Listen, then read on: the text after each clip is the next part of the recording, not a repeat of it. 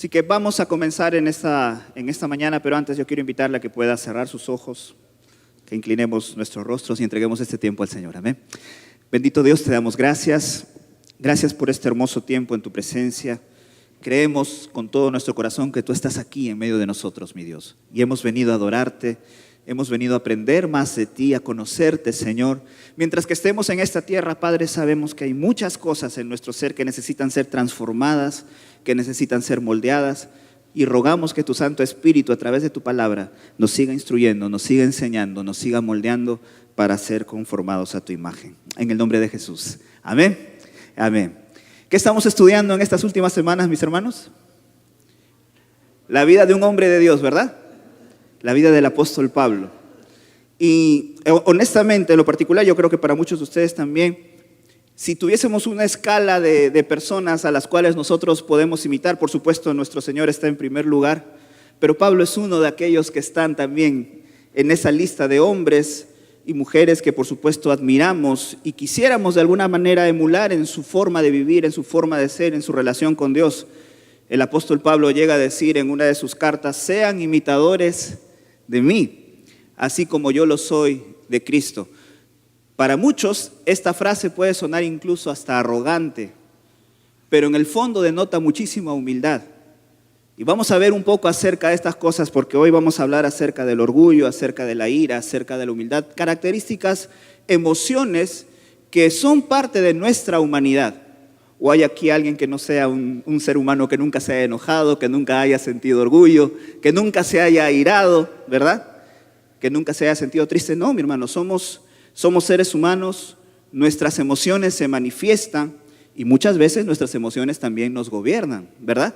Pero justamente es el Espíritu Santo de Dios que está trabajando en nosotros, que permite que no sean nuestras emociones en ese proceso de transformación las que terminen tomando o empujándonos a tomar decisiones, sino su guía, su palabra que transforma nuestro ser. Amén. Así que vamos al principio que estamos viendo en este tiempo. El principio es que Pablo es el ejemplo del llamamiento de Dios, independientemente de sus capacidades o de sus debilidades. Y aquí quiero hacer un énfasis en algo. Así como Pablo, tú y yo somos siervos de Jesucristo. Amén. No hay una sola persona que haya nacido de nuevo, que haya sido comprado y lavado por la sangre de Jesús, que no pueda decir que es un siervo del Señor. ¿Cuántos siervos de Jesucristo hay en esta mañana aquí? Amén. Todos nosotros, todos, en cualquier lugar, en medio de cualquier circunstancia. Y eso también nos hace llevar al pensamiento, a la meditación, porque muchas veces no nos comportamos como siervos del Señor, ¿verdad? No solamente aquí en la casa de Dios, en el templo, en la iglesia, sino en nuestra familia, en medio de la comunidad donde nos desarrollamos, en nuestros estudios, en nuestro trabajo. Somos siervos de Jesús y debemos demostrar ese carácter. Independientemente de cómo somos, independientemente de nuestra... Vamos a tratar de diferenciar, y ahí me ayudan aquellos hermanos que por supuesto tienen más experiencia que yo en el tema de la psicología, del estudio del yo. El temperamento, el carácter y la personalidad son cosas totalmente distintas, ¿verdad? El temperamento, el carácter y la personalidad, pero que forman en esencia lo que somos cada uno de nosotros. Y de hecho vamos a aprender que Dios, al momento de llegar a nuestra vida, no es que cambia totalmente eso es algo progresivo que se va a ir transformando hasta el día de Jesucristo, como la misma palabra del Señor lo enseña. Pero un principio y algo que debe quedar marcado en nuestro corazón es que Dios usa, y lo sigue haciendo desde el principio hasta el día de hoy, personas imperfectas para hacer su obra perfecta. Dios usa personas imperfectas. Dios te usa a ti, Dios me usa a mí para hacer su obra perfecta. Porque al final de cuentas, ninguno de nosotros va a poder jactarse de algo delante de la presencia del Señor y vamos a poder reconocer que toda la gloria le pertenece a Él. Así que si somos vasos de barro en las manos del alfarero, que muchas veces tenemos que ser moldeados, quebrados, vueltos a formar por el alfarero, pues seamos esos vasos de gloria y de honra para nuestro Rey, que podamos ser instrumentos de bendición en sus manos. Amén. Gálatas 1 del 11 al 12 es una afirmación que el apóstol Pablo dice defendiendo su ministerio: amados hermanos, quiero que entiendan que el mensaje del evangelio que predico no se basa en un simple razonamiento humano. No recibí mi mensaje de ninguna fuente humana, ni nadie me lo enseñó. En cambio, lo recibí por la revelación directa de Jesucristo. No es la construcción de su inteligencia, de su conocimiento. Pablo fue una persona muy letrada, muy educada. Demasiado conocimiento en muchos aspectos, sobre todo de la ley, ¿verdad? Pero todo lo que él revela y comienza a decir no es cuestión de razonamiento humano. Es revelación de Dios escrita en su palabra y que llega hasta el día de hoy para cada uno de nosotros, para bendición de nuestras vidas y de las generaciones que vengan por delante. Amén. Independientemente de todo ello. Ahora sí, la vida emocional del apóstol Pablo, y quiero que mientras que vamos hablando de esto, tratemos de mirarnos en un espejo, en el espejo de la palabra, porque es la vida emocional también de cada uno de nosotros la que podemos ir contrastando, ¿verdad? Definitivamente Pablo fue un hombre excepcional. ¿Estamos de acuerdo en eso, verdad? Fue un hombre excepcional, un hombre digno de admirar, con un temperamento propio como el que cada uno de nosotros tiene, ¿sí? Cada uno de nosotros tiene un temperamento que nos hace muy particular y nos hace excepcionales, pero es este temperamento que determinó muchas veces su accionar en su estilo de vida y en su ministerio. Y aquí voy a compartirles algo como para que quede en nuestro conocimiento, porque el temperamento, mi hermano, se refiere a las características innatas de la persona, como su forma de reaccionar ante los estímulos y cómo se relaciona con el mundo. El temperamento es algo biológico con lo que se nace y se va desarrollando. Ustedes no han escuchado esas frases, oye, reacciona igualito a su papá, ¿verdad? Así era su mamá de chiquita, dicen los abuelos, ¿verdad? Esas cosas tienen que ver con el temperamento. No se le enseña a una persona a que sea extrovertida. No se le enseña a una persona a que sea más retraída que otras. Si uno se analiza a sus padres, vamos a encontrar características de temperamento que tenemos por simplemente biología. Está en nuestros genes, está en nuestro ADN. Luego vamos a ver que esas cosas, por supuesto, se pueden ir moldeando y controlando, porque en el proceso vamos cambiando y vamos madurando. El carácter, muchas gracias, hermana. Por otro lado, se refiere a las cualidades y valores que una persona adquiere a lo largo de la vida. Mire que temperamento y carácter no es lo mismo, a veces confundimos las palabras. Por ejemplo, si yo digo que una persona es generosa, ¿usted cree que la generosidad se aprende o se nace con ese conocimiento, con ese valor en el ser? La generosidad se aprende, ¿sí o no? Una persona es altruista o generosa porque ha sido enseñada, ¿verdad? Yo recuerdo mucho, y esto es parte de todo ser humano, porque por naturaleza creo que todos tenemos egoísmo desde que nacemos, ¿no? Pero me acuerdo mucho de las enseñanzas de mi mamá, y yo me acuerdo pequeño, un día creo que me dieron una propina y me fui a comprar calladito a la tienda una golosina. Y cómo esas cosas te quedan marcadas claramente, ¿no? Y yo me la comía porque no quería compartirla con mi hermano, ¿sí? Me la comía a escondidas. Mi mamá me encontró que me estaba comiendo esa golosina. Claro, su reacción de repente no fue tan buena y no creo que usted lo quiera hacer, pero ella tomó la golosina, me la introdujo por completo en la boca. Me dijo, oye, ¿quieres comértela solo? Cómetela solito. Nunca más seas egoísta, aprende a compartir con tu hermano. Y cosas como esas que iban moldeando nuestro carácter. Entonces, aprendemos a compartir, aprendemos a ser generosos por enseñanza, sea de buena o de mala manera, pero vamos aprendiendo a ser generosos, ¿correcto? También en el proceso, dependiendo cómo nos vamos comportando y cómo vamos dejando que ciertas emociones nos controlen, podemos aprender a ser personas iracundas o violentas. Así como hay cosas positivas, también hay aprendizaje negativo. Todo va a depender de qué es lo que dejamos que se vaya posicionando en el centro de nuestro ser y vaya determinando nuestro carácter, ¿correcto? Entonces vamos entendiendo diferencias entre temperamento y carácter, ¿correcto? Y lo que es la personalidad se refiere a esa combinación única ya de características y comportamientos. Esa combinación que va siendo amalgama en nuestra vida definen lo que es nuestra personalidad, en esencia nuestro yo, lo que nos hace diferentes uno de otra persona, ¿correcto? Entonces, temperamento por un lado, carácter y personalidad. Y por supuesto, como lo dice ahí en la diapositiva, el temperamento, este carácter, esta personalidad no es estática en el tiempo. Es algo que puede ir evolucionando y que puede ir cambiando a medida que las personas vamos aprendiendo, vamos madurando, vamos creciendo, vamos teniendo experiencia, ¿correcto? Estos van a ser influenciados definitivamente por factores como la educación, la cultura, las experiencias de la vida. Y aunque cada uno de nosotros puede tener una predisposición hacia un determinado temperamento, como lo hemos visto, es posible, y aquí entra la ayuda del Espíritu Santo, poder moldear esa forma de ser, porque el Señor nos va transformando cada día a su imagen y semejanza. El Señor Jesucristo es el ejemplo perfecto de ese equilibrio en su personalidad, en su temperamento y en su carácter. Porque el Señor supo estar alegre, supo estar triste, supo estar enojado cuando tenía que estar, ¿correcto? Así que vamos a ver que las emociones en sí no son malas. A veces uno asume que es malo enojarse, que es malo estar triste, o en algún momento es malo estar con mucha tristeza o acongojamiento del corazón. Vamos a ir viendo eso en el transcurrir de esta mañana. ¿Ok? Bien, no existe temperamento perfecto. El apóstol Pablo, como cualquiera de nosotros, tenía virtudes y tenía defectos que podían descalificar a cualquier persona. Y para esto nosotros tenemos que reconocer algo. Somos muy veloces, los seres humanos, para poder señalar los defectos y los errores de las personas. ¿Están de acuerdo conmigo o no? ¿Sí? Somos muy veloces, muy rápidos para señalar los defectos, los errores de cada persona. Una persona puede tener un sinfín de virtudes, pero basta que tenga un defecto y este defecto sea algo notorio, inmediatamente descalificamos a la persona por el error que ha cometido.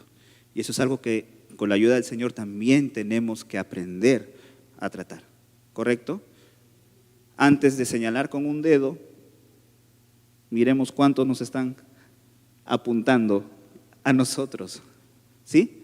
Tratemos siempre de proyectarnos y ver, antes de poder emitir juicio o alguna opinión sobre algún defecto que podemos ver en otra persona, poder examinarnos a nosotros mismos.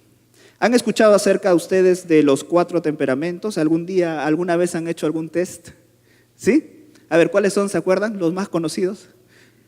El sanguíneo, ¿verdad? Aquella persona que es extrovertida, que puede estar riéndose. Yo tengo un familiar, por ejemplo, puede recibir una noticia muy triste, está llorando, por supuesto, de tristeza, pero al rato está riéndose porque le comentaron algún chiste. En medio de su llanto suelta una risa, una sonrisa. Esta persona es una persona muy sanguínea, es el alma de la fiesta, es aquella persona que le trae alegría y color a alguna situación. No existe temperamento perfecto, por supuesto, y lo vamos a ver, ¿no? La persona colérica es aquella persona, a veces lo asociamos a que es la persona más enojona y más renegona, pero ¿sabe una virtud de la persona colérica? Es que es una persona que toma decisiones, que es una persona que sabe liderar, es una persona que en medio de momentos de crisis sale al frente para decir vamos adelante, continuemos, sigamos, vamos a avanzar en medio de esta situación. La persona melancólica es aquella persona que es más introvertida, de repente, más sentimental, más emocional, pero es una persona muy, pero muy creativa. La mayoría de artistas, músicos, por ejemplo, tienen ese rasgo en su personalidad. Es por eso que pueden desarrollarse muy bien en un arte o en el tema de la composición o en situaciones similares, mientras que las personas flemáticas son aquellas personas que usted ve que son más calmadas, que de repente son las que tratan de mantener el equilibrio, pero también como su contra son personas que son indecisas. Son personas que no toman decisiones y que a veces hay que estar empujándolas, ¿verdad?, para que puedan avanzar a hacer algo. Bien, ninguno de los temperamentos, mi hermano, y cada uno puede ubicarse en alguno de ellos o en la combinación de estos, es perfecto. Todos tenemos virtudes y todos tenemos dificultades. Ahora, ¿qué es lo que hizo el Señor y qué es lo que está haciendo el Señor con nosotros? ¿Qué hizo Dios en la vida emocional de Pablo? ¿Dios cambia el temperamento de una persona cuando uno llega a Cristo? ¿Sí o no? ¿Usted qué opina? ¿Dios cambia nuestro temperamento cuando llegamos a conocerle? ¿Pero el cambio es inmediato o es progresivo? Definitivamente Dios va transformando, amén, lo creemos. Pero no es que llegamos a los pies del Señor e inmediatamente somos personas diferentes en nuestra forma de ser, en nuestra forma de conducirnos, en nuestra forma de pensar, ¿correcto? Eso no sucede así. Y aquí lo dice, no lo cambia, pero lo transforma para llegar a ser más parecidos a Cristo. ¿Y cómo lo hace? Tratando con nuestras debilidades y fortaleciendo nuestras virtudes. Recordemos que en nuestra alma residen nuestras emociones, nuestro temperamento, ¿sí?, nuestra voluntad, nuestro carácter, lo que nos determina poder hacer las cosas y lo que conjunto hace nuestra personalidad, ¿ok? Y Dios no transforma de manera inmediata nuestra alma a nacer de nuevo. El Espíritu Santo va influenciando desde nuestro espíritu que ha sido regenerado, renacido. Eso es algo que tenemos que tener muy en claro, ¿sí? El Señor le da vida a nuestro espíritu que estaba muerto porque no teníamos relación con Él, y es a través de su espíritu que va a comenzar a influenciar nuestra alma para que comencemos a ser personas diferentes. Y les tengo una noticia: esa transformación se va a seguir dando hasta el día que partamos a la presencia del Señor. ¿Sí? A veces exigimos que una persona comience a portarse de una manera diferente de la noche a la mañana. Como ya es creyente, como ya es un hijo del Señor, pues definitivamente tiene que comenzar a comportarse de una manera correcta. Y nos olvidamos de que aún nosotros mismos estamos en ese proceso de transformación. No estoy justificando el pecado ni ninguna mala actitud, por supuesto, por favor no me malinterprete, ¿sí? Pero estamos siendo transformados por el Señor. En la medida que nosotros nos rindamos al señorío de Jesucristo, y esto por favor tengámoslo bien presente, porque es en la medida que tú y yo nos rindamos al señorío de Jesucristo que esa transformación se va a hacer más evidente en la vida de cada uno de nosotros.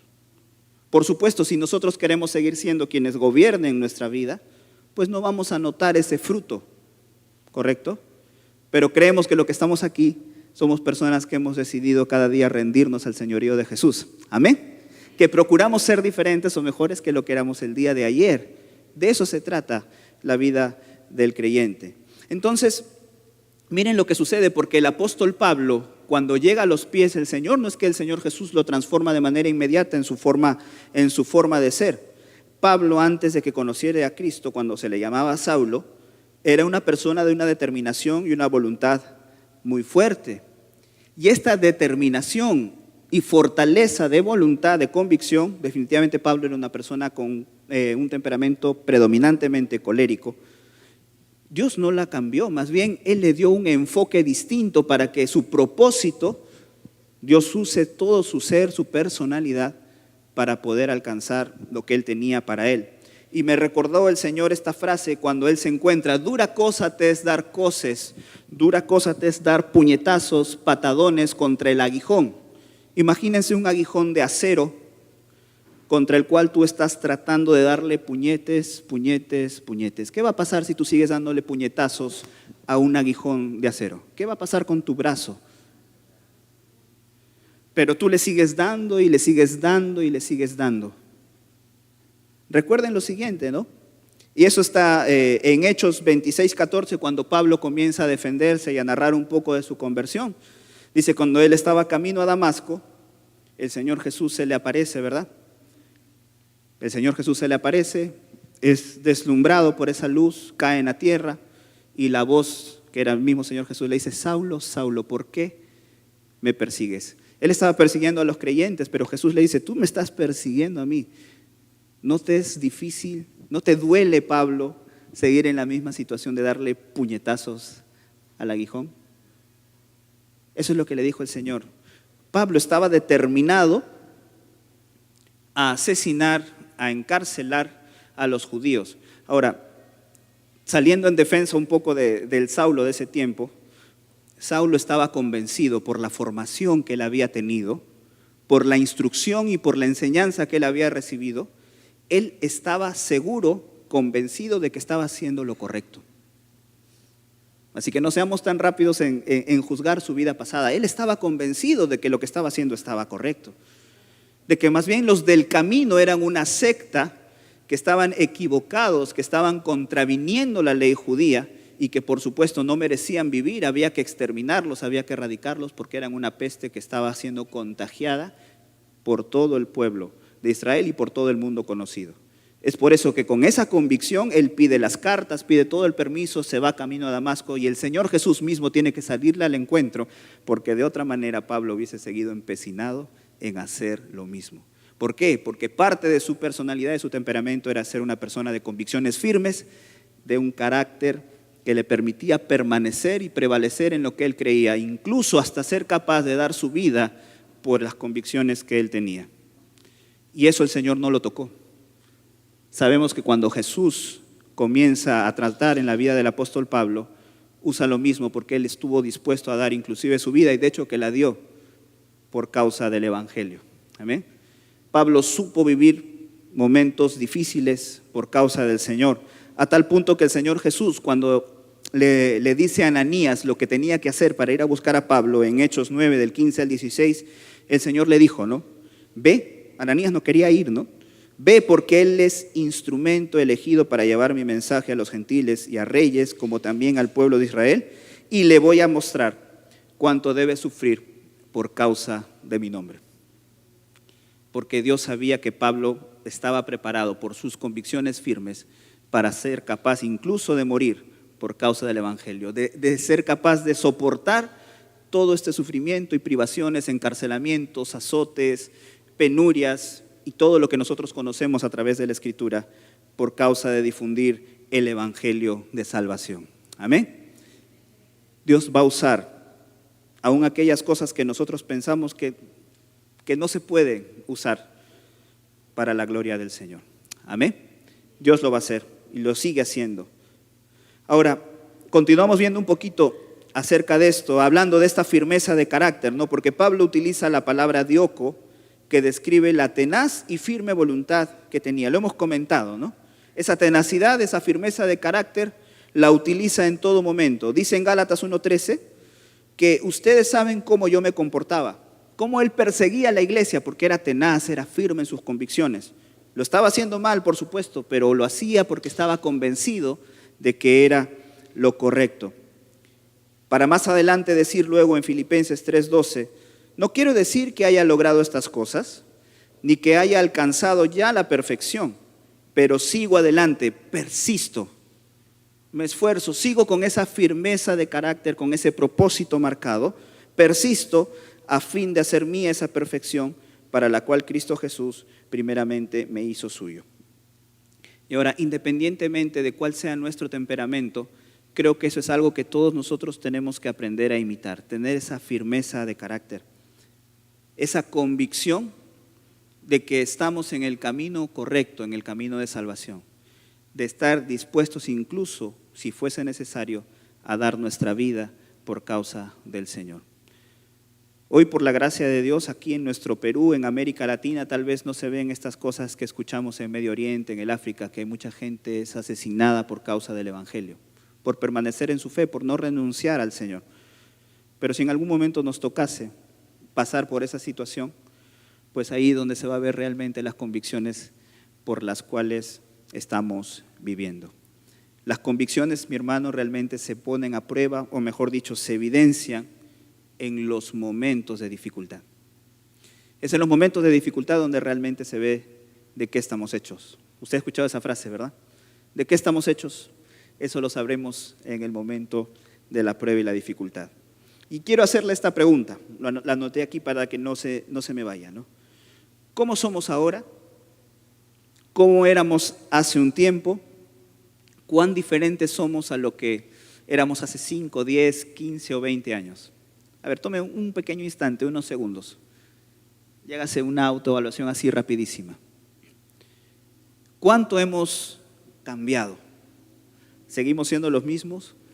¿Hemos realmente aprendido de las experiencias que hemos vivido? ¿Sí? Desde que vinimos a Jesús, ¿en qué medida somos controlados o gobernados por nuestras emociones? Ya hemos dicho que es un proceso, ¿verdad? Es un proceso de transformación. Pero siempre hay fruto, siempre hay evidencia, siempre hay algo diferente. No hay manera, o no sería correcto, por así decirlo, si me permiten usar la palabra, que sigamos siendo los mismos que hace un tiempo atrás cuando vinimos a Jesús. No estaría bien, algo no estaría correcto, algo no estaría bien, ¿verdad? Si siguiéramos siendo los mismos. Amén. ¿Están conmigo? ¿Sí? Amén. Continuamos entonces. ¿Cuál era el mayor problema del apóstol Pablo? Y es de hecho un problema que muchos de nosotros tenemos, con lo que luchamos también, es el orgullo, ¿sí? Pablo era una persona muy, muy orgullosa y eso se denota y se deja entrever por cómo él cuenta acerca de su vida. Pero vamos a hablar un poquito acerca del orgullo, nos vamos a detener ahí un instante, porque el orgullo es cuando uno tiene un concepto exagerado de sí mismo, ¿sí? Cuando uno tiene un concepto, y note esa palabra, exagerado, más allá de lo que uno es, eso ya es soberbia, ¿verdad? Y es un sentimiento de valoración que te coloca por encima de los demás, ¿sí? Ahora, definitivamente sentirse superior a los demás y en la medida de ese sentirse superior comenzar a tratar a los demás de una manera despectiva es lo que es pecaminoso y definitivamente a Dios no le agrada. Pero también existe lo que, vamos a decirlo así, yo le he puesto así, de repente no es una comparación correcta, pero un orgullo saludable. ¿Cuántos de nosotros, a ver, los que somos papás, en algún momento hemos dicho, qué orgulloso me siento de mis hijos? Cuando viene una buena calificación, cuando alguien te hace un buen comentario, ¿verdad?, acerca de tus hijos. Nosotros que hemos sido hijos también, no nos ha gustado que en algún momento nuestros padres, si es que lo han dicho, porque a veces nosotros no manifestamos nuestras emociones o nuestros sentimientos, qué orgulloso me siento de ti, hijo. Y normalmente esas frases nos las sueltan cuando hemos alcanzado algo, ¿verdad? Como hemos logrado algo o cuando hablan bien de nosotros. Normalmente se da cuando hemos logrado una meta con mucho esfuerzo y con mucha dedicación. Me pongo a recordar cuando terminé la universidad. Yo ya egresé de la universidad, para el que no conoce, yo estudié ingeniería química, ¿sí? Aunque no trabajo nada que ver con la ingeniería química, pero de profesión estudié ingeniería química. Pero la terminé ya hace como 6 años aproximadamente. Una carrera que yo debía haber terminado hace muchísimos años, allá por el 2006, si hubiese seguido mis estudios de manera consecutiva. Pero por situaciones y decisiones lo terminé después. Pero tuve la bendición de que ambos de mis padres, mi papá y mi mamá, pudieron ir conmigo a esa ceremonia de graduación donde te pones la toga, el birrete y la tiras al aire. Fue una experiencia muy hermosa. Y de verdad que ver a mis padres contentos, felices, permítame usar el término orgullosos, ¿verdad?, del logro que habían alcanzado, que habían visto. Por supuesto, eso a mí también me llenó de felicidad y de orgullo, pero del orgullo del bueno, ¿sí? De ese orgullo que impacta en tu dignidad y valoración como persona. A eso quería llegar, ¿correcto? De ese orgullo que uno permite que impacte positivamente en tu valoración como persona, en tu dignidad como persona. ¿Cuándo ese orgullo se convertiría en algo malo o en algo pecaminoso? Si es que tú, habiendo alcanzado algo, un logro, una posición, un objetivo, lo que fuese, comienzas a menospreciar a aquellas personas que no han alcanzado lo que tú tienes. En ese momento, ese logro positivo se convierte en algo pecaminoso y negativo, porque estás usando tus logros, las cosas que has podido tener, para poder tratar a la gente de una manera despectiva, ¿correcto? En vez de ser algo gratificante y satisfactorio, termina siendo algo que lastima, que hiere, que por supuesto desagrada el corazón del Señor, ¿sí? Tengamos cuidado con eso, porque el exceso de este orgullo en el fondo encubre una señal de baja estima, porque personas que actúan de esta manera lo que en el fondo están buscando es el elogio, el aplauso, el reconocimiento de las personas.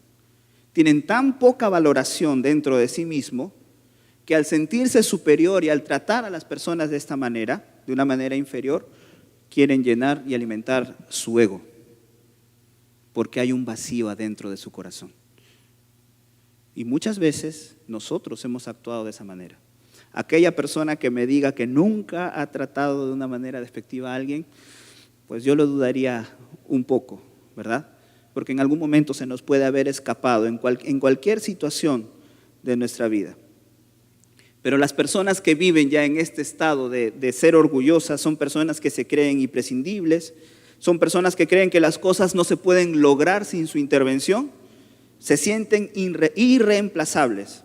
Y analicémonos, ¿no? Porque a veces cuando no somos capaces, vamos a decir, de valorar o de tomar en cuenta las opiniones de los demás, o simplemente las escuchamos por compromiso, pero en el fondo ya tenemos una decisión tomada y simplemente estamos por compromiso prestando el oído, tengamos cuidado porque eso en el fondo también es orgullo.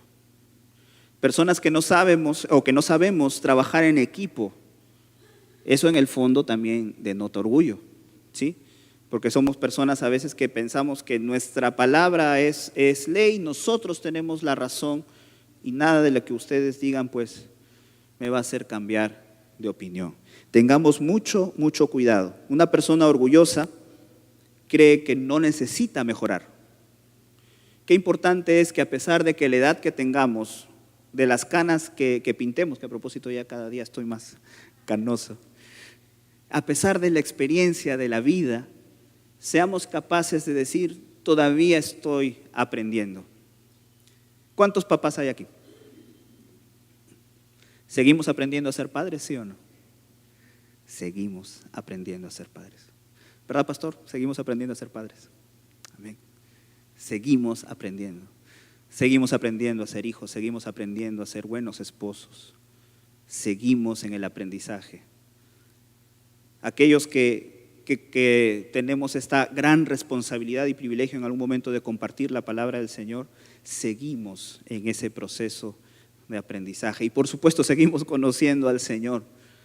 Y esto me da mucho que pensar porque hay muchas cosas que nosotros asumimos o creemos de Dios, que estoy seguro que cuando estemos en su presencia nos vamos a dar de espaldas en muchas situaciones porque un concepto que teníamos muy marcado, el Señor puede decir, no era así como tú lo pensabas, ¿verdad?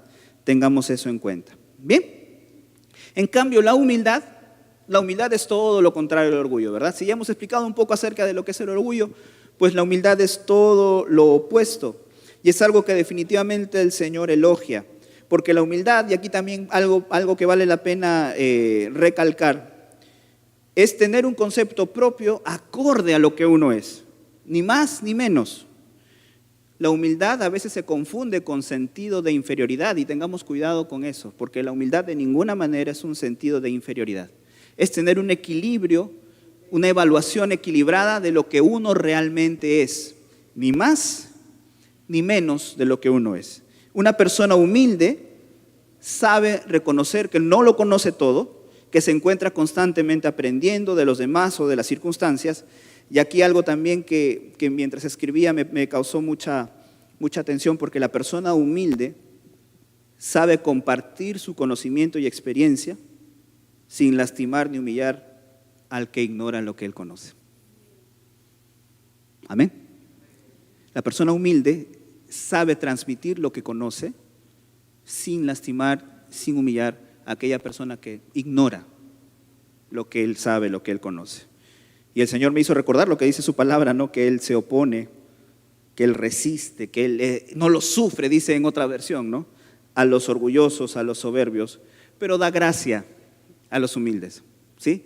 Dios resiste al orgulloso. Dios resiste a esa persona que cree que lo sabe todo, que no necesita aprender.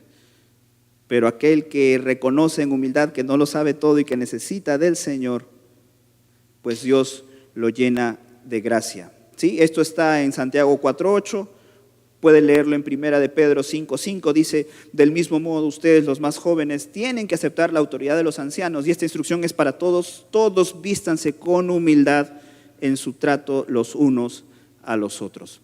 La humildad es la marca de Jesucristo, ¿sí? Manso y humilde de corazón, se describía a sí mismo. Aprended de mí, dice el Señor, que soy manso y humilde de corazón. Una persona enseñable, una persona humilde que reconoce quién es. Ahora, hemos hablado de algunos logros y cosas, entonces, si nosotros analizamos al en el plano humano, Pablo como persona, ¿tenía o no tenía razones para sentirse orgulloso? Por supuesto que sí. Antes y después de Cristo en su vida, ojo, antes y después de Cristo, tenía razones para poder sentirse orgulloso. Si me detengo un poquito en las razones antes de Cristo, Pablo por nacimiento era ciudadano romano. Roma, el imperio gobernante del mundo conocido en ese tiempo, entonces ser ciudadano romano era tener privilegios y derechos que los pueblos conquistados no podían alcanzar. Corríjame si me equivoco, pero no sé si fue el carcelero que tuvo esta conversación con Pablo cuando lo azotan, ¿verdad? Y lo meten sin un juicio, sin nada. Y Pablo suelta, ¿no? ¿Cómo los magistrados me van a haber azotado a mí sin un juicio siendo yo ciudadano romano? Y se ponen a temblar de lo que habían hecho. Y el carcelero le dice, ¿tú eres ciudadano romano? Sí, de nacimiento, yo soy de Tarso. Yo adquirí la ciudadanía romana por una gran suma de dinero, le dice. Porque el ser ciudadano romano pues era un tema de privilegio, de derechos, de un estatus social que no todos tenían. Entonces por ahí comencemos. Él nació en la ciudad de Tarso, provincia de Sicilia, actual Turquía, en la zona de Asia Menor, en el Imperio Romano. O sea, por nacimiento él era ciudadano romano. Desde ahí ya tenía algo para sentirse orgulloso en ese tiempo. ¿Qué más? En el ámbito social podemos asumir que él tuvo una posición acomodada. Imagínese el día de hoy, el que conoce un poco acerca de las mejores universidades del mundo, podríamos decir que Harvard, Stanford, el MIT, Oxford son universidades de gran renombre en los Estados Unidos, en Inglaterra. ¿Cree usted que cualquier persona con un presupuesto limitado podría acceder a una educación de este nivel en estos institutos, universidades? Difícilmente, ¿verdad? Pues el apóstol Pablo, Saulo, tuvo el privilegio de ser educado y criado, como él mismo lo dice, a los pies de Gamaliel, si no el mejor maestro de la ley de aquel tiempo. O sea, Gamaliel era, por decir, el Harvard, el MIT de la ley de ese tiempo, y el apóstol Pablo tuvo acceso a esa crianza y educación. No cualquiera, no cualquiera. Entonces, algo más para sentirse orgulloso. Y todo esto en conjunto, por supuesto que le permitió relacionarse en las más altas esferas de la religión judía, a tal punto que podía acercarse con libertad al sumo sacerdote para pedirle los permisos y que le sean otorgados para ir y comenzar a perseguir a los cristianos por todo el imperio y hacer lo que ya conocemos. O sea, por el lado humano, a través de sus logros, que más adelante el apóstol Pablo va a decir en una de sus cartas, todo esto lo estimo por basura, dice, ¿no? Usa otra palabra más fuerte, pero no viene el caso para mencionarlo. Todo esto que había alcanzado él lo estima de una manera diferente. Y ahora, en el caso ya de haberle conocido al Señor, por supuesto que también tuvo cosas para sentirse orgulloso, ¿no? Como dice aquí en esta presentación. El Señor lo utilizó para predicar, para presentar el Evangelio donde el Señor nunca había sido predicado ni conocido. El Señor le permitió tener revelaciones que ya muchos hubiesen querido tener. Y miren, lo voy a leer rápidamente en 2 Corintios 12, del 1 al 4. Nueva traducción viviente. Dice, mi jactancia, dice el apóstol Pablo, no serviría de nada, sin embargo debo seguir adelante. A mi pesar, contaré acerca de visiones y revelaciones que provienen del Señor. Un paréntesis ahí. La carta de Corintios, la primera y la segunda, más la segunda en este caso, el apóstol Pablo la escribe con la intención de defender su ministerio, de los ataques, acusaciones y cuestionamientos que había de parte de la iglesia, una iglesia a la que él amaba. Imagínense, él tuvo que escribir esta carta para reforzar algunas cosas y plantarle cara a los detractores que menospreciaban su ministerio, su apostolado, su llamamiento al Señor. Por eso es que va a encontrar usted pasajes como estos, ¿no? Por eso es que él dice, mi jactancia no sirve de nada, yo tengo que seguir adelante, pero quiero hacerles algunas aclaraciones y contarles algunas cosas. Hace 14 años, verso 2, fui llevado hasta el tercer cielo. Si fue en mi cuerpo o fuera de mi cuerpo, no lo sé, solo Dios lo sabe.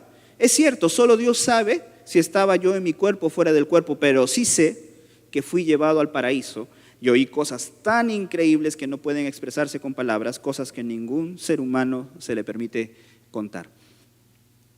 No es algo de lo cual sentirse, porque lo hace especial, lo hace diferente, lo hace uno en 1.000 millones en cuanto a su experiencia personal con el Señor. ¿Sí? Por supuesto por el trabajo realizado, por supuesto por las señales, milagros y prodigios que el Señor permitía usar a través de su vida. Pero algo que no debemos olvidar es que todo esto fue permitido porque la gracia de Dios operaba en su vida y a través de su vida. Porque la gracia de Dios operaba en su vida y a través de su vida. Y es esa misma gracia la que opera en cada uno de nosotros. Es esa misma gracia de Dios que nos alcanza. Es esa misma gracia de Dios que nos sostiene. Es esa misma gracia de Dios que nos permite continuar adelante. Por eso es que en 1 Corintios 4:7, a la misma iglesia de Corintios le dice, pues, ¿qué derecho tienen a juzgar así? ¿Qué tienen que Dios no les haya dado? Esa pregunta resáltala. ¿Qué tenemos tú y yo que Dios no nos haya dado? ¿Qué tenemos tú y yo que Dios no nos haya dado? Si todo lo que tienen proviene de Dios, ¿por qué nos jactamos como si no fuese un regalo? Como si no fuese gracia. ¿De qué nos podemos jactar tú y yo de aquello que tenemos o que hemos recibido? De nada, mi hermano. De nada. Como a veces lo recordamos, sobre todo cuando estamos en este tiempo de poder entregarle a Dios los diezmos, las ofrendas. Tú puedes decir, o yo puedo decir que es mi inteligencia, mi fuerza, mi capacidad para desarrollar un trabajo lo que hace que yo tenga un salario y que pueda tener dinero y llevar provisión a mi casa. ¿Podemos decir eso realmente? ¿Podemos pecar de soberbios de poder llegar a esa conclusión? Claro que no. Toda la gloria es del Señor. Si tenemos vida, si tenemos fuerza, si tenemos inteligencia, si hemos logrado o alcanzado algo en esta vida, es por la pura gracia y misericordia del Señor. Amén. Eso es algo que tenemos que tener muy claro en nuestra mente y nuestro corazón, que lo que viene es por la gracia de Dios, y que Dios es la fuente de todo mérito, de todo objetivo, de todo logro alcanzado. ¿Sí? Muchachos que están estudiando en la universidad, muchachos que aspiran a ser profesionales, recuerden que su profesión solamente es una herramienta para servir al Señor. Que su profesión no los va a hacer personas mejores o diferentes, es el Señor, y por supuesto utilizando su profesión como una herramienta para la gloria de su nombre. Amén. Recordemos eso, recordemos todo lo que tenemos y lo que somos es para la gloria y para la honra del Señor. Ahora imagínense con todo esto, pues por supuesto en el plano meramente humano cualquier persona tendría un sentido de poder sentirse orgulloso, pero si no es algo manejado, controlado, dominado por el Señor, ese orgullo que puede ser algo saludable, ya hemos visto, se puede convertir en algo jactancioso y destructivo para la vida de quien lo sufre y por supuesto para la vida de los demás. Es por eso que Dios trata con las debilidades de Pablo y por supuesto trata con nuestras debilidades. Mi hermano, a veces tenemos situaciones en la vida, pruebas que decimos, Señor, ¿por qué no me permites pasar de esto? Y por qué es algo que se repite constantemente en mi vida. Sabe Dios, en su conocimiento y sabiduría, que si lo quita de nosotros, termina siendo algo lesivo y dañino, perjudicial para nosotros. Y de repente, como al apóstol Pablo, a pesar de que estamos orando porque el Señor nos quite una prueba o nos quite alguna dificultad, el Señor te diga, bástate mi gracia. Qué difícil es escuchar eso, porque uno de repente quiere, Señor, quiero salir de esta situación. Ya no, a veces ya ni orar queremos para que el Señor nos quite una situación difícil. Pero tal vez el Señor nos está diciendo, bástate mi gracia. El apóstol Pablo había recibido revelaciones extraordinarias, situaciones que ningún otro hombre había experimentado en su relación con Dios. Es por eso que el Señor permitió, dice en el verso 7, que aún cuando he recibido de Dios revelaciones tan maravillosas, así que para impedir, y aquí está la respuesta, ¿no?, que me volviera orgulloso, el orgullo del malo, se me dio una espina en mi carne, un mensajero de Satanás para atormentarme e impedir que me volviera orgulloso. O sea, Dios sabía que si le quitaba este aguijón, el apóstol Pablo se iba a envanecer. Dios lo sabía. Es por eso que Pablo, a pesar de que en 3 ocasiones distintas le suplicó al Señor que le quitara, cada vez él me dijo: mi gracia es todo lo que necesitas. Mi poder actúa mejor en la debilidad. Difícil muchas veces, porque de repente es una respuesta que no queremos escuchar de parte del Señor. A veces el Señor nos dice: mi gracia es todo lo que necesitas. Mi gracia es todo lo que necesitas, porque mi poder actúa mejor en la debilidad. ¿Amén? Dios no quiso quitar, no quiso. No es que no pudo, Él no quiso quitar esa espina. Pero lo que hizo fue llenarlo de gracia sobreabundante para que pueda continuar viviendo sostenido de la mano del Señor hasta el final de sus días. Amén. Amén. Entonces, esa es una de las situaciones, ¿no? Tengamos en cuenta que Dios trata de esa manera con cada uno de nosotros. Otro problema del apóstol Pablo era el mal manejo de su ira. Otro problema que todos nosotros tenemos también. Ahora, las emociones son malas, lo dijimos al comienzo. Las emociones no son malas, son parte de nuestra naturaleza humana, ¿sí? Enojarse es parte de la vida. Uno se enoja, ¿por qué se enoja uno? A ver, por las injusticias, ¿verdad? Volvemos a ver, los que somos papás, ¿nos enojamos cuando nuestros hijos nos desobedecen o hacen algo que está mal? ¿Dónde está mi Mati? ¿Me enojo con Matías cuando se porta mal? Claro que sí. Mi mamá se enojaba conmigo cuando yo me portaba mal, por supuesto. ¿Por qué? Porque hay algo que está mal. Nos enojamos frente a la injusticia, ante las situaciones que son incorrectas y ver que muchas veces esas cosas no cambian. El enojo es una respuesta natural también al temor y al peligro, porque nos permite actuar, llenarnos de coraje, llenarnos muchas veces de fuerza y de determinación para poder hacer algo, ¿sí? O sea, el enojo en sí no es malo. El problema está cuando este enojo se desborda y me lleva a cometer muchas veces locuras, porque me descontrolo, porque a través de mi enojo termino profiriendo palabrotas que terminan, y no hablo necesariamente de groserías, sino palabras que terminan dañando el corazón de la gente y que después de que las profiero y se pasa el enojo, dije, ¿qué dije? A veces es mejor morderse la lengua cuando uno está enojado antes de decir algo de lo cual te puedas arrepentir.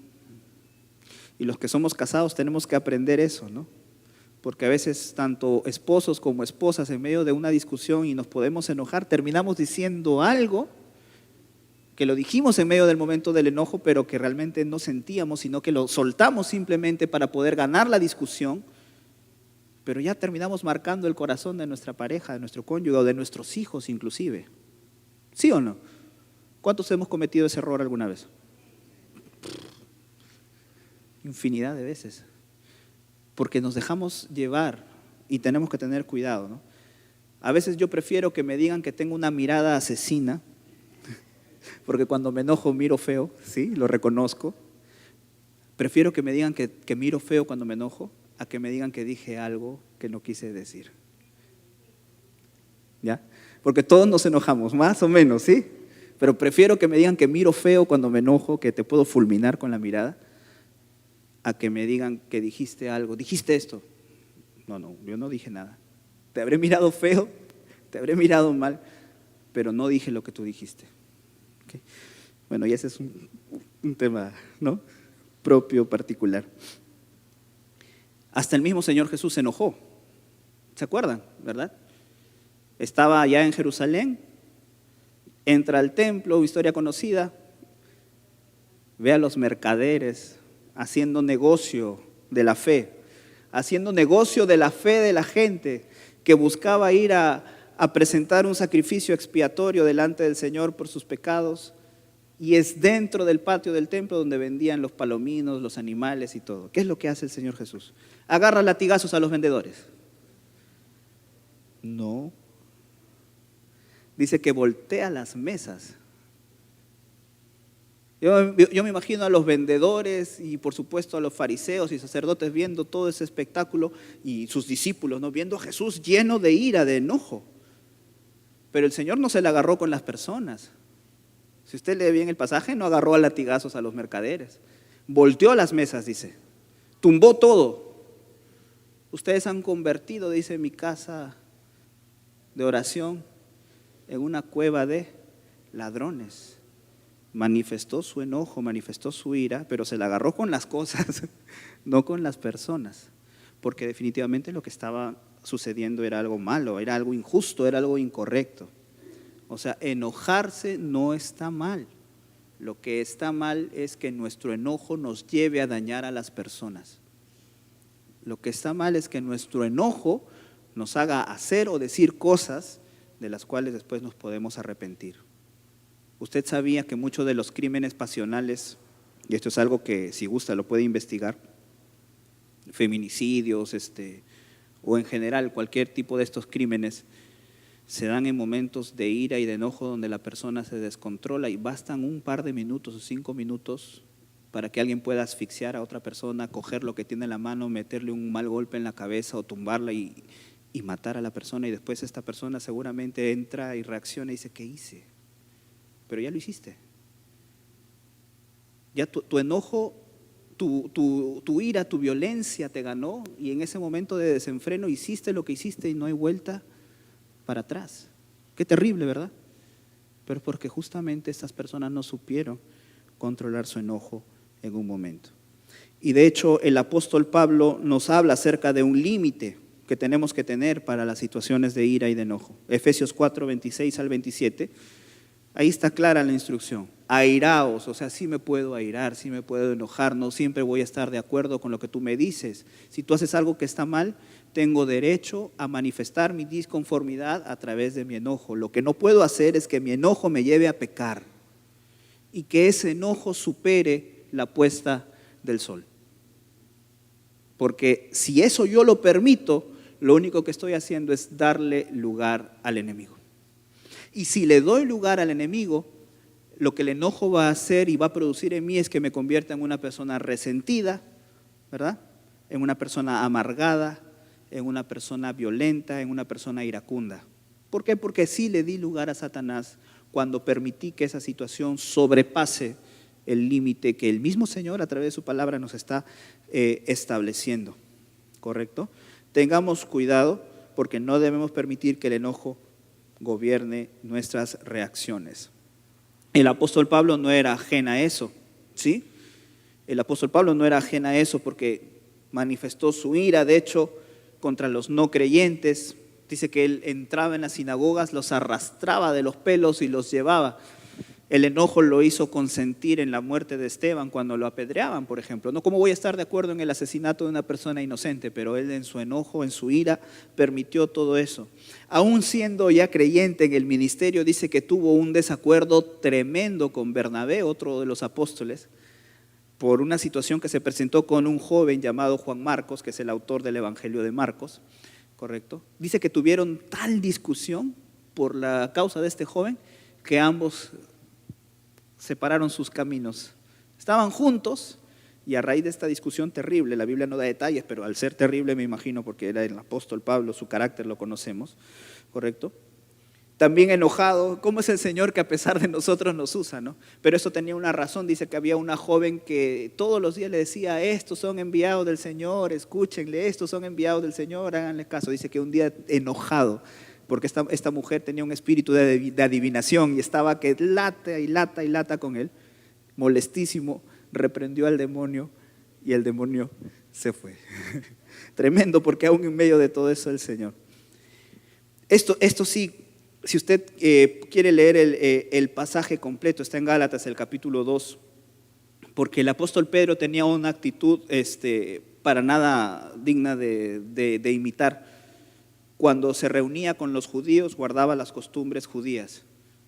en cuanto a la comida, en cuanto a las cosas, pero cuando estaba con los gentiles, recordemos que se compartía ya el evangelio con aquellas personas que no eran judíos, bien que se comía su pan con chicharrón.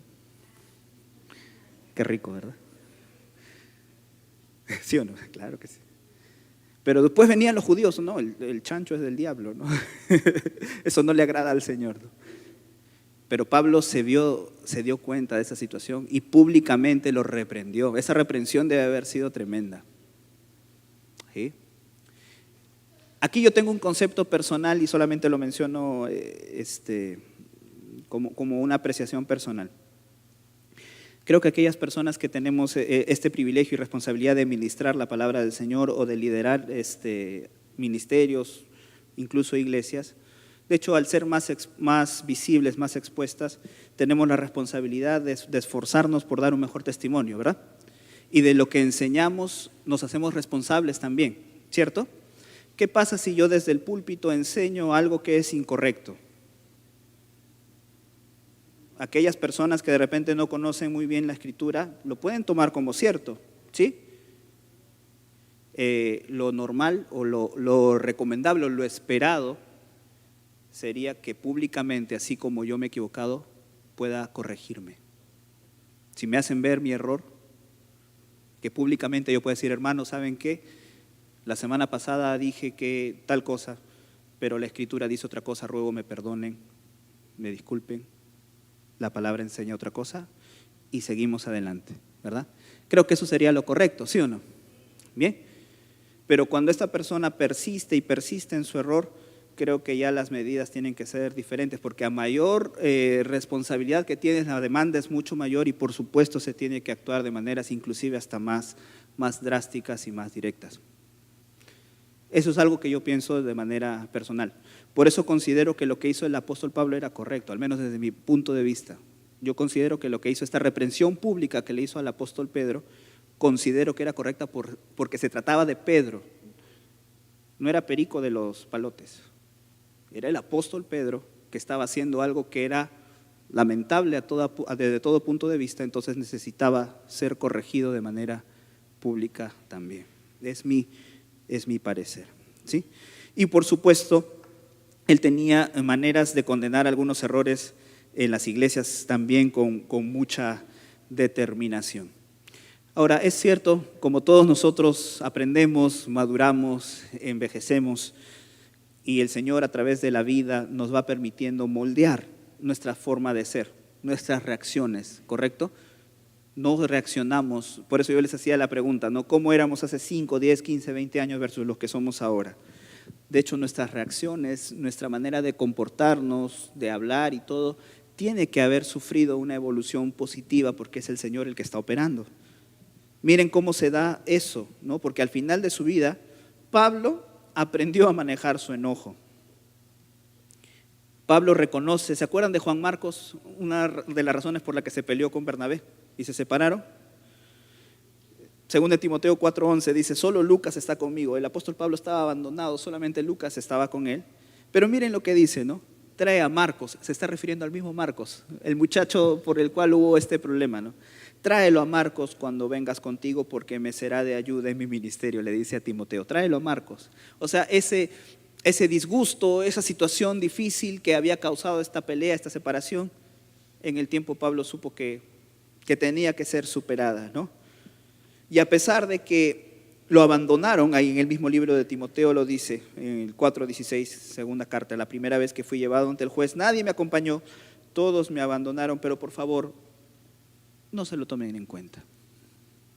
Todos me han dado la espalda, todos me han dejado, pero por favor, pasen por alto esta ofensa. Eso no se podría esperar de repente del Pablo de los primeros años de ministerio. Pero el Señor, en medio de su vivencia, en medio de las situaciones, en medio de su trato personal con Él, permitió que eso pueda darse. Amén. Y con eso terminamos, porque Dios en su gracia infinita va a seguir operando en nosotros, va a seguir transformándonos, ¿sí? No nos descalifiquemos para servir al Señor.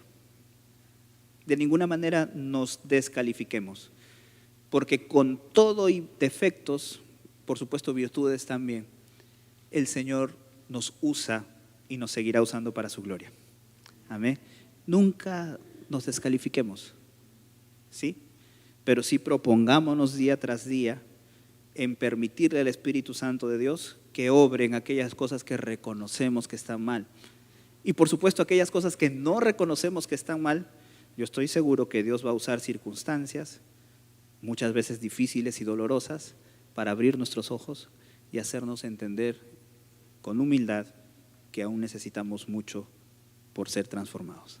Aquel que comenzó la buena obra en vosotros, en ti y en mí, la va a completar, la va a perfeccionar hasta el día de Jesucristo. Amén, amén.